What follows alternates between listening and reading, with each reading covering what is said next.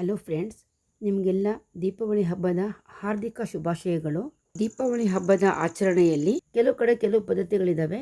ಹಾಗೆ ನಮ್ಮ ಮನೆಯಲ್ಲಿ ಸಿಹಿ ಕುಂಬಳಕಾಯಿ ಬಲಿ ಕೊಡೋದು ಅಂದ ಅರ್ಥದಲ್ಲಿ ಕುಂಬಳಕಾಯಿ ಕಡುಬನ್ನ ಮಾಡ್ತಾ ಇದ್ದೀನಿ. ಪ್ರತಿ ವರ್ಷ ನಾವು ಈ ದೀಪಾವಳಿ ಹಬ್ಬಕ್ಕೆ ಇದನ್ನು ಮಾಡೇ ಮಾಡ್ತೀವಿ. ಸಿಹಿ ಕುಂಬಳಕಾಯಿ 4 ಪೀಸ್ ತೊಗೊಂಡಿದ್ದೀನಿ. 2 ಅಚ್ಚು ಬೆಲ್ಲ, ಒಂದು ತಿಂಡಿ ಅಕ್ಕಿ, ಒಂದು ದೊಡ್ಡ ಬಟ್ಲಲ್ಲಿ ತೆಂಗಿನಕಾಯಿ ತುರಿ, ಒಂದು ಚಿಕ್ಕ ಬಟ್ಲು, 1 ಟೀ ಸ್ಪೂನಷ್ಟು ಏಲಕ್ಕಿ ಪುಡಿ ಮಾಡಿಟ್ಕೊಂಡಿರೋದು. ಫಸ್ಟು ಕುಂಬಳಕಾಯಿನ ಚೆನ್ನಾಗಿ ತುರಿದಿಟ್ಕೊಂಡಿದ್ದೀನಿ. ಈ ಪೀಸ್ಗಳನ್ನು ತುರಿದ್ರೆ 2 ಬಟ್ಲು ತುರಿ ಬರುತ್ತೆ. 2 ಬಟ್ಲು ತುರಿಗೆ 1 ಬಟ್ಲು ಅಕ್ಕಿ ರವೆ ಹಾಕಬೇಕು. ಬೆಲ್ಲಕ್ಕೆ ಸ್ವಲ್ಪ ನೀರು ಹಾಕಿ ಕರಗಿಸಿ ಅದು ಚೆನ್ನಾಗಿ ಸೋಸಿಟ್ಕೊಂಡಿದ್ದೀನಿ. ಈಗ ಫಸ್ಟು ಒಂದು ದಪ್ಪ ತಳ ಬಾಣಲಿಯಲ್ಲಿ ಮೀಡಿಯಮ್ ಉರಿನಲ್ಲಿ ಅಕ್ಕಿನ ಚೆನ್ನಾಗಿ ಕೆಂಪಗಾಗಿ ಹುರ್ಕೊಳ್ಬೇಕು. ಒಳ್ಳೆ ಪರಿಮಳ ಬಂದಮೇಲೆ ಅದನ್ನು ತಣ್ಣಗಾಗಿಬಿಡಬೇಕು. ಇಷ್ಟು ಅಕ್ಕಿಯನ್ನು ನಾನು 2 ಭಾಗ ಮಾಡ್ಕೊಂಡು ಸ್ವಲ್ಪ ಸ್ವಲ್ಪ ಹಾಕ್ಕೊಂಡು ಹುರಿತಾ ಇದ್ದೀನಿ. ಈ ಥರ ಹುರಿಯೋದ್ರಿಂದ ರವೆ ಚೆನ್ನಾಗಾಗುತ್ತೆ. ಜರಡಿ ಮಾಡೋ ಅವಶ್ಯಕತೆ ಇರೋದಿಲ್ಲ. ಯಾಕೆಂದರೆ ಆ ಹಿಟ್ಟು ಇದ್ದರೆ ಕಡುಬು ಚೆನ್ನಾಗಿ ಬೈಂಡ್ ಆಗುತ್ತೆ ಕುಂಬಳಕಾಯಿ ತುರಿ ಜೊತೆಗೆ. ಇದನ್ನು ಹುರಿದಾದ್ಮೇಲೆ ರವೆ ಮಾಡಿಕೊಂಡು ನೋಡಿ, ಈ ಥರ ರವೆ ಆಗಬೇಕು. ಒಂದು ಬೌಲ್ಗೆ ನಾವು ಕುಂಬಳಕಾಯಿ ತುರಿ, ಬೆಲ್ಲದ ನೀರು, ಹುರಿದ ರವೆ, ತೆಂಗಿನಕಾಯಿ ತುರಿ ಮತ್ತು ಏಲಕ್ಕಿ ಪುಡಿ ಅಷ್ಟು ಹಾಕಿ ಚೆನ್ನಾಗಿ ಮಿಕ್ಸ್ ಮಾಡಬೇಕು, ಹೊಂದ್ಕೊಳ್ಳೋ ಹಾಗೆ. ಹಾಗೆ ಮಾಡಿ 1 ಗಂಟೆ ಚೆನ್ನಾಗಿ ನೆನೆಯೋಕೆ ಬಿಡಬೇಕು. ಸಾಮಾನ್ಯವಾಗಿ ದೀಪಾವಳಿ ಹಬ್ಬವನ್ನು ಗ್ರಾಮೀಣ ಪ್ರದೇಶಗಳಲ್ಲಿ ವಿಶೇಷವಾಗಿ ಆಚರಿಸ್ತಾರೆ. ಇದು ವಿಶಿಷ್ಟ ಅಂತಲೇ ಹೇಳ್ಬೋದು.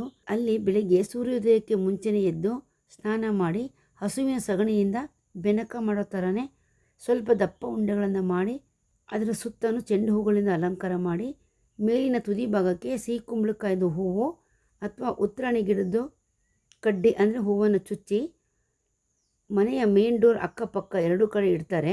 ಹೊಸಲಿನ ಪಕ್ಕದಲ್ಲಿ ಅರ್ಶಿನ ಕುಂಕುಮ ಹಚ್ಚಿ ಅಗರಬತ್ತಿಯಿಂದ ಪೂಜೆ ಮಾಡಿ ದೀಪಗಳನ್ನ ಹಚ್ಚಿಡ್ತಾರೆ. ಹಾಗೆ ಮನೆ ಮುಂದೆ ಅಂಗಳ ಅಥವಾ ಜಾಗ ಇದ್ದರೆ ಅಲ್ಲಿ ಕೂಡ ಒಂದು ದಪ್ಪದ್ದು ಸಗಣಿದು ಉಂಡೆ ಮಾಡಿ ಇದೇ ಥರ ಇಟ್ಟು ಅಲ್ಲಿ ಒಂದು ದೀಪ ಇಟ್ಟು ಪೂಜೆ ಮಾಡ್ತಾರೆ. ಇದೆಲ್ಲ ಸೂರ್ಯೋದಯಕ್ಕೆ ಮೊದಲೇ ಮಾಡ್ತಾರೆ. ಈಗ ಮಿಕ್ಸ್ ಮಾಡಿಟ್ಟಿರುವಂಥ ಮಿಶ್ರಣ ಚೆನ್ನಾಗಿ ನೆಂದಿರುತ್ತೆ.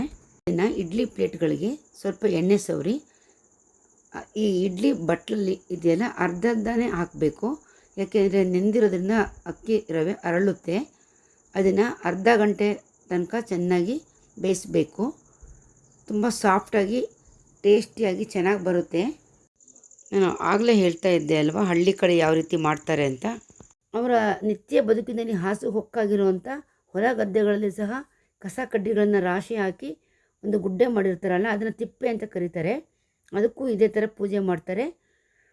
ಇನ್ನು ಕೆಲವು ಕಡೆ ದೋಸೆ ಎಲ್ಲ ಮಾಡಿ ಎಡೆ ಥರ ಇಟ್ಟು ಪೂಜೆ ಮಾಡ್ತಾರೆ. ಅದು ಲಕ್ಷ್ಮೀ ಪೂಜೆಯ ಒಂದು ವಿಧಾನ ಅಂತ ಹೇಳ್ತಾರೆ. ಆಮೇಲೆ ಹಬ್ಬ ಆದಮೇಲೆ 3 ದಿನ ಅಥವಾ 5 ದಿನಗಳ ಆದಮೇಲೆ ಮನೆ ಬಾಗಿಲ ಹತ್ರ ಇರೋ 2 ಸಗಣಿ ಉಂಡೆಗಳನ್ನು ಯಾವುದಾದ್ರು ತೆಂಗಿನ ಮರ ಅಥವಾ ಹೂ ಗಿಡಗಳ ಬುಡಕ್ಕೆ ಹಾಕ್ತಾರೆ. ಈಗ ಅರ್ಧ ಗಂಟೆ ಆಗಿದೆ. ಸಿಹಿ ಕುಂಬಳಕಾಯಿ ಕಡುಬು ರೆಡಿಯಾಗಿದೆ.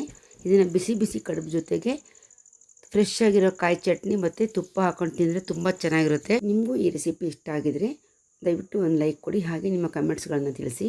ನನ್ನ ಚಾನಲ್ನ ಸಬ್ಸ್ಕ್ರೈಬ್ ಆಗಿಲ್ಲ ಅಂದರೆ ಸಬ್ಸ್ಕ್ರೈಬ್ ಮಾಡ್ಕೊಳ್ಳಿ. Thank you for watching.